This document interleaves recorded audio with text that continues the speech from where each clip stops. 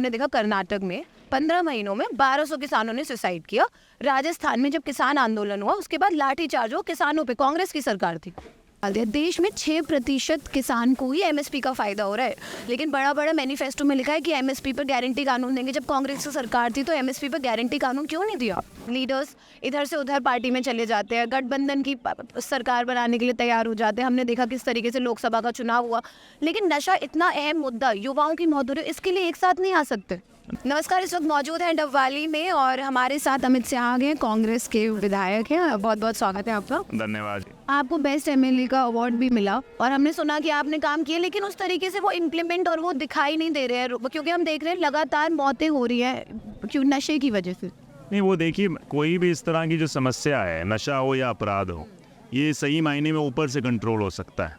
अगर मान लो आप उदाहरण के तौर पे, अगर आपके आसपास वातावरण ऐसा हो जहाँ गुंडा प्रवृत्ति के लोग रह रहे हैं या शासन उन लोगों का हो, तो उसी तरह के लोग आगे पनपते हैं। तो आज हालात ये रहे कि जो ऊपर जो सरकार थी, जो सरकार के मुखिया रहे या लोग रहे, उनकी कोई गंभीरता नहीं थी इस समस्या को लेकर। तो नीचे जो प्रशासन लोग थे या जो इस तरह के एलिमेंट्स थे, उनका एक तरीके से फ्री हैंड था और उसी कारण से अपराध भी बढ़ा है। सिर्फ नशा नहीं, आप देखते हो दिन दिहाड़े हत्या की जाती है, फिरौती मांगी जा रही है। ये सब एक तरीके से जुड़ा हुआ गठजोड़ है और इसमें सही मायने में विफलता रही है वो सरकार की रही है। अब जब सरकार बदलेगी, जिसकी नीयत है इसको कंट्रोल करने की, मैं मानता हूँ काफ़ी कुछ हो सकता है। क्या सर बीजेपी सरकार को दोषी ठहराना ठीक होगा? क्योंकि जिस तरीके से हम देखते हैं कि नेता मतलब लीडर्स इधर से उधर पार्टी में चले जाते हैं, गठबंधन की सरकार बनाने के लिए तैयार हो जाते हैं। हमने देखा किस तरीके से लोकसभा का चुनाव हुआ, लेकिन नशा इतना अहम मुद्दा, युवाओं की मौत हो रही है, इसके लिए एक साथ नहीं आ सकते। नहीं, देखिए, एक साथ आने का, जैसे मैंने कहा, मैंने एक पहल की विपक्ष के नेता के रूप में कि पुलिस जिला बने। मुझे 3 साल लगे, बारी बारी गुहार लगाई, आखिरकार सरकार ने मंजूर किया और उसमें जो रिसोर्सेज मिलनी चाहिए वो नहीं दी। तो बात ये है, जो शासन, इसीलिए उसके बाद आपने दोबारा आवाज उठाई कि रिसोर्स बिल्कुल अपने लगे हुए हैं। अभी जब पिछले साल तो उन्होंने मंजूर करके दिया है, तो अपनी तरफ से प्रयास है। पर पॉइंट आप नहीं समझ रहे कि 10 साल में ऐसा क्या हुआ। 2014 से पहले तो पंजाब में ये बात हुआ करती थी कि चट्टे का बोलबाला है। हरियाणा में इस तरह की कोई समस्या उस समय नहीं थी। तो अचानक की बीजेपी की सरकार आई या बीजेपी जजपा की आई, तो उसके बाद ऐसा क्या हुआ? पहले तो सवाल यही पूछने का है। तो सरकार इसीलिए चुनी जाती है क्योंकि उनका नीतिगत फैसले क्या हैं, उनके नेताओं की नीयत क्या है। मैं उदाहरण दूंगा इसका, जो आपको समझने की जरूरत है कि 2005 से पहले लोकदल की भी सरकार थी और यहाँ गुंडागर्दी, डर का माहौल था।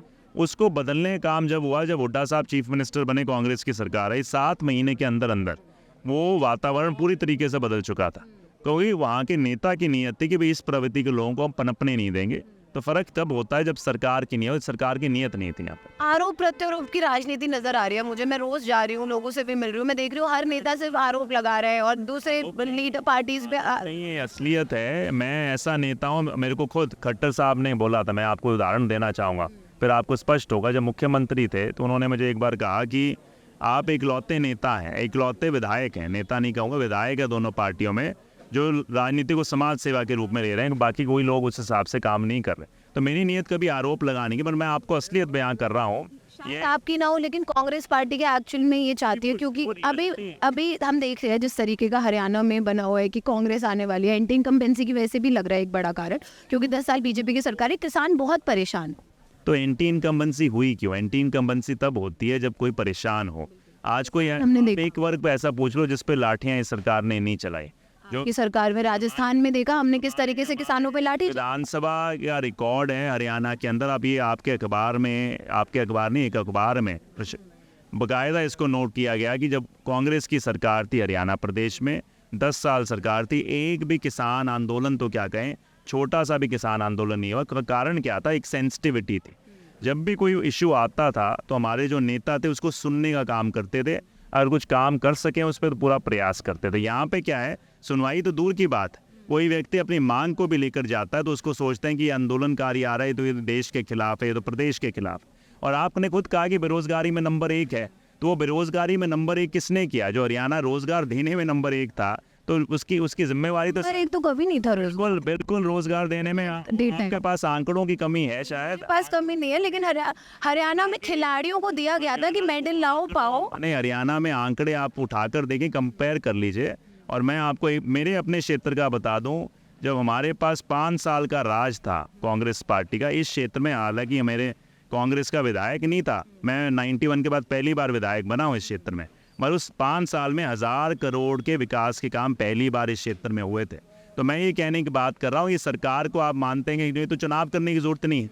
अगर आप कहते हैं सरकार की कोई जिम्मेवारी नहीं है, इस समय सबसे बड़ा दुर्भाग्यपूर्ण ये है, कई बार जो मीडिया के लोग आते हैं विपक्ष के विधायक से पूछते हैं कि भाई आपने, मगर जो सत्ता पक्ष है सरकार से सवाल करने का काम नहीं करते, भाई आपने जब जिम्मेवारी नशा बढ़ा क्यों, ये सवाल उनसे पूछने की जरूरत है। पक्ष नजर ही नहीं आ रहा। हम तो कोशिश कर रहे हैं कहीं मिले सीट वापस ले लिए, हमने सिरसा में देखा, इस वक्त हमें आया पता। तो वो उन्होंने मान लिया है कि दरवाजे बंद हो चुके हैं जनता। क्वेश्चन हर इंसान से कर रहे मैं हैं। कह रहा हूँ कि अपनी सरकार का जो ये जनता का जो विश्वास बना है, ये कोई हमने कोई खरीदा हुआ विश्वास तो है नहीं, ये तो जनता का विश्वास है। उन्होंने सारी पार्टियों को मौका दिया, 10 साल बीजेपी को दिया, जजपा पहले कांग्रेस को भी नहीं तो दिया, तो उसके बाद जब उनका विश्वास हमारे ऊपर कम हुआ तो उन्होंने 10 साल भाजपा को दिया, भाजपा के साथ जजपा को भी दे दिया। जब सबकी नीतियां देखी तब उनको ये है कि जो कांग्रेस की नीति थी वो इनसे कहीं बेहतर थी, इसलिए वो कांग्रेस के साथ चलना चाहते। जैसे मैं आपको 2 एग्जाम्पल देना चाहूंगी। हमने देखा कर्नाटक में 15 महीनों में 1200 किसानों ने सुसाइड किया। राजस्थान में जब किसान आंदोलन हुआ उसके बाद लाठीचार्ज हुआ किसानों पे, कांग्रेस की सरकार थी। देखिए, कांग्रेस के इन सब पे ध्यान दे रही है। मैं एक बहुत छोटा सा सिपाही हूँ, एक अपने हरियाणा का भी क्या कहूँ, अपने क्षेत्र का नेता हूँ। मेरी जिम्मेवारी मेरे क्षेत्र की है। मैं ये किसी पे कोई प्रमाण पत्र नहीं दे सकता। मैं एक सेंसिटिव इंसान हूँ और मैं कभी सच्चाई से नहीं भागता। अगर कहीं भी कुछ कमज़ोरी रहती है, अगर मेरे अंदर भी कमज़ोरी है, मैं नहीं कहता मैं पूरी तरीके से संपन्न हूँ, मैं भी हर रोज़ सीखता हूँ, बट मेरी नीयत साफ़ है और मुझे पता है कि मेरे अगर हरियाणा में कांग्रेस की सरकार, जिस तरह के नेता मैं जानता हूँ, अगर सरकार बनेगी, उनकी नीयत साफ़ है। 100% तो कोई भी, मैं नहीं कहता, मैं इनको भी नहीं कहता अगर ये आते कि 100% नहीं हुआ तो हर कोई कमी रहती है, मगर यहाँ तो नीयत ही नहीं थी काम करने की। जो ऋण है 3.25 लाख करोड़ तक तो ऋण आपने पहुँचा दिया, उससे भी ज़्यादा है, शायद 3.5 लाख तक पहुँच गया।